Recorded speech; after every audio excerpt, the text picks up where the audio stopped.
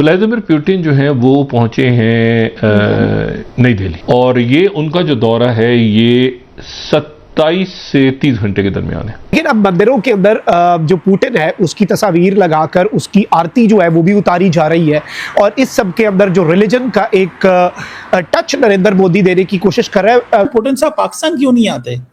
इनको वैसे आना तो चाहिए, मतलब हमारे ऊपर से होकर गुजर जाते हैं, वहां पे ताल्लुक ही नहीं आते। हमने नीचे से सीटियां भी मारी हैं इनको।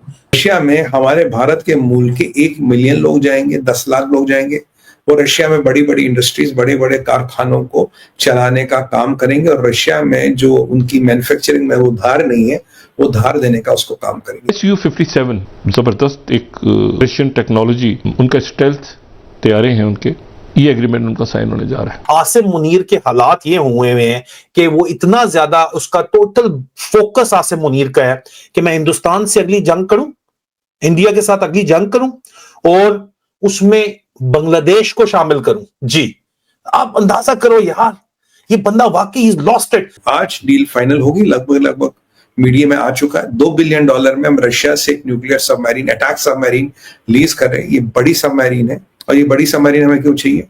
क्योंकि हमारा केफाइल मिसाइल रेडी हो गया है।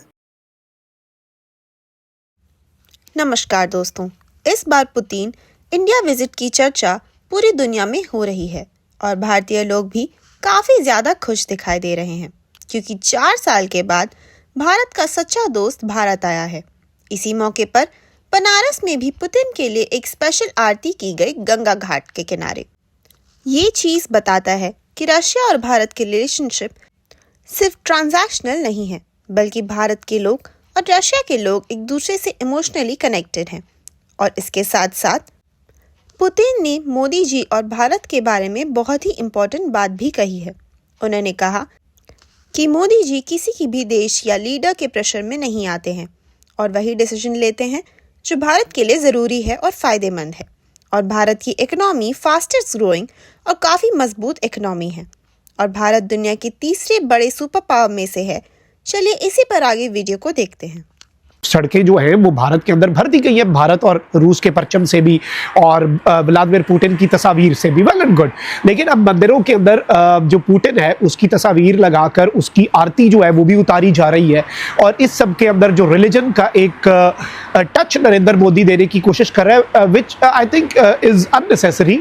क्योंकि पाकिस्तान में अगर क्या मतलब कोई और मुल्क का या कोई और जगह का कोई प्रेसिडेंट या कोई हेड ऑफ द स्टेट आ रहा हो तो क्या मसाजिद में या फिर वैसे उसकी तस्वीर लगा के उसके लिए दुआ करवाई जाती है? ऐसा नहीं होता। लेकिन चले उनका अपना एक कल्चर है, ट्रेडिशन है। लेकिन अब दुनिया जो है वो इसके ऊपर बहुत ज़्यादा, और इंटरनेशनल मीडिया जो है वो इसके ऊपर बहुत ज़्यादा खबरें जो है वो चला रहा है, और इंटरनेशनल मीडिया इसे एक बिल्कुल ही डिफरेंट और मुख्तलिफ एंगल जो है उसके साथ देख रहा है।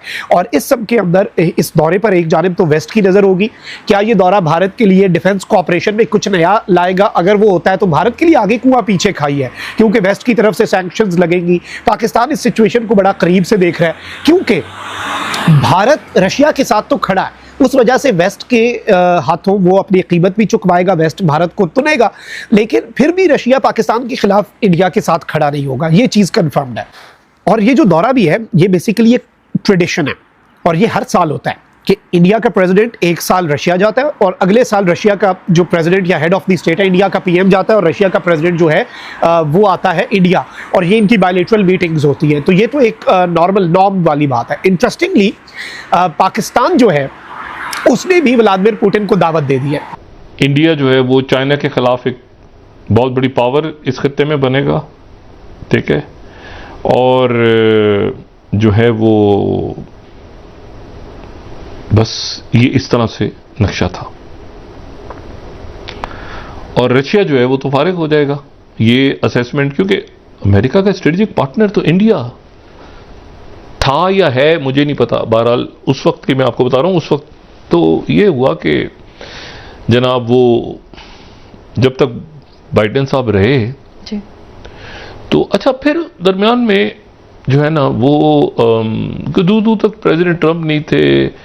अब जो प्रेसिडेंट पुतिन पहुंचे हैं तो वो एक फातह के तौर पे पहुंचे हैं जी। 2-4 बातें। एक तो वो यूक्रेन की जिस जंग के बारे में ये तासुर था कि वो 1 हफ्ते या 10 दिन के अंदर वो जंग जो है वो रशिया हार जाएगा, जी। एक फातह के तौर पे वो पहुंचे हैं इंडिया। नहीं, इंडिया। Point number 1। जी। पॉइंट नंबर 2, वो इस लिहाज से भी फातह के तौर पे पहुंचे हैं कि वो जिस मुल्क पे पहुंचे हैं वो मुल्क अब अमेरिका का स्ट्रेटेजिक पार्टनर है या नहीं है, ये उनको भी नहीं पता। मतलब इंडिया को भी नहीं पता कि वो स्ट्रेटेजिक पार्टनर अमेरिका के हैं या नहीं है, जी। नहीं पता उनको। उन पे टैरिफ लगे हुए हैं प्रेसिडेंट ट्रंप की तरफ से, जी। तो 2 बातें तो ये हो गई। तीसरी बात यह है कि उनके साथ एक जो डिफेंस एग्रीमेंट्स हैं वो होने जा रहे हैं, और उसमें Su-57 जो बड़ा ज़बरदस्त एक रशियन टेक्नोलॉजी, और उसमें जो है वो उनका स्टेल्थ तैयारे हैं उनके, तो उनके ये एग्रीमेंट उनका साइन होने जा रहा है। पाकिस्तान में IMF को भी अच्छे तरीके से पता है कि $19 बिलियन जो पड़ा हुआ है वो तो इस्तेमाल किया नहीं जा सकता, इन्होंने हमसे मांगना है। अगर पाकिस्तान से मांगना है तो फिर अगला काम क्या होगा? पाकिस्तान के न्यूक्लियर असासों का सौदा होगा, और उसके ऊपर पाकिस्तान की फौज उसका जिम्मेदार भी आसिम मुनीर को ठहराती है कि आसिम मुनीर की वजह से हालात ये यहां पे पहुंचे हुए, नहीं तो यहां पे नहीं पहुंचने थे। न सिर्फ ये प्रॉब्लम है, अब ऑप्शंस आखिर में मैं आपको बताता हूं, 2 ही हैं इनके पास। या तो इनका दिवालिया निकलेगा या इनको न्यूक्लियर हथियारों का सौदा करना पड़ेगा। दोनों के लिए तैयार नहीं है फौजी अफसरान। जो सियासतदान है, जो एलीट है, जो जर्नैल है, वो तो जनाब जिस तरह साहिर शमशाद साहब के बारे में कहा यह जाता है कि वो कतर गए रिटायरमेंट के बाद और वहां से प्राइवेट जेट फ्लाइट लेके चार्टर्ड करा के कनाडा चले गए।